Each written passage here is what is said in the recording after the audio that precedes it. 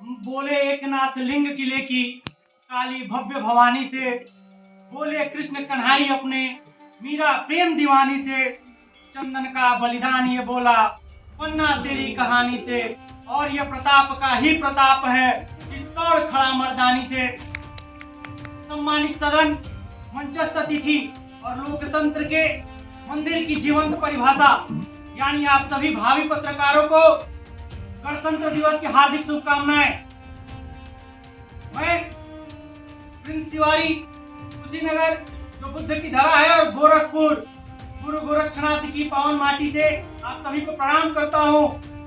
मेरा आज के भाषण का विषय है यूथ इन पॉलिटिक्स, यानी भारतीय राजनीति में युवाओं की भूमिका। भारत में जब राजनीति की बात आती है, युवा राजनीति की बात आती है, सबके मन में सबसे पहला ख्याल जो आता है वो आता है छात्र राजनीति का। छात्रों को राजनीति करनी चाहिए कि नहीं।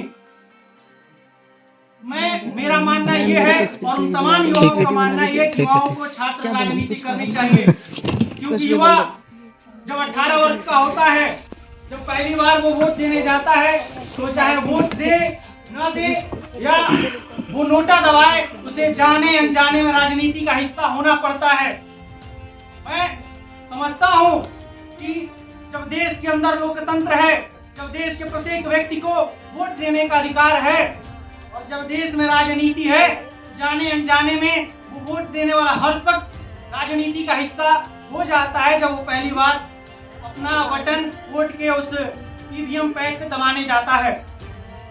आज हमें यह तय करना होगा, जब जिंदगी की तमाम चीजें, चाहे वो बात नमक की हो, चाहे बात नौकरी की हो, जब ये बात किसी नेता के माध्यम से, राजनीति के माध्यम से तय होती है, तो हमें भी अपनी राजनीति को तय करना होगा।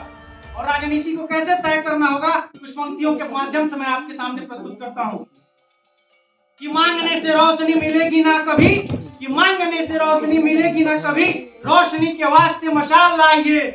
जिंदा दिली जिंदगी से चाहते अगर, धीरे धीरे रक्त में उबाल लाइए।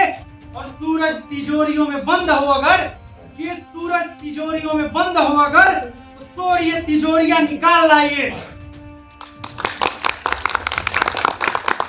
साथियों, जब देश में महिला आयोग है, जब देश में बाल आयोग है, जब देश में तमाम प्रकार की जाति धर्मों के लिए अलग से अल्पसंख्यक आयोग है, तो मैं मानता हूं कि इस देश में युवाओं के लिए, छात्रों के लिए, उन देश के 65% आबादी को कवर करने के लिए एक युवा आयोग का भी गठन होना चाहिए। जब देश की तमाम राजनीतिक पार्टियां चुनाव में उतरती हैं, तो वो सभी अपनी घोषणा पत्रों में ये लिखती है कि हम महिलाओं को इतना अपने सीट के माध्यम से उनको भागीदारी सुनिश्चित करेंगे, विशेष जाति धर्म वर्ग के लोगों का भागीदारी सुनिश्चित करने का प्रयास करेंगे।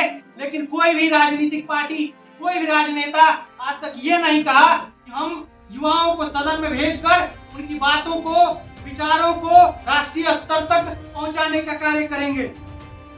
मित्रों, यह देश स्वामी विवेकानंद का है, यह देश चंद्रशेखर आजाद, भगत सिंह, सुभाष चंद्र बोस का है। जब देश परतंत्र था, देश को परतंत्रता की बेड़ियों से बाहर निकालकर स्वतंत्र और गणतंत्र बनाने में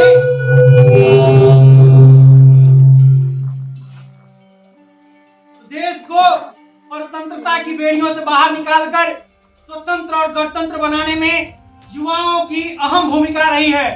और आज हम सभी युवाओं को भारत को विश्व गुरु बनाने में भी अपना संपूर्ण योगदान देना होगा। अब मैं अपनी बातों को समेटते हुए कुछ पंक्तियों के माध्यम से आपसे विदा लूंगा। कि जंजीरों से बड़ा जगत में बना न कोई गहना, जय हो उस बलकुंज सिंह की जिसने इसको पहना। आंखों पर पहरा बिठलाकर हंसे न किरीचों वाले, फटने ही वाले हैं, फटने ही वाले हैं युद्ध के बादल काले काले। जय हिंद, जय भारत, भारत माता की जय।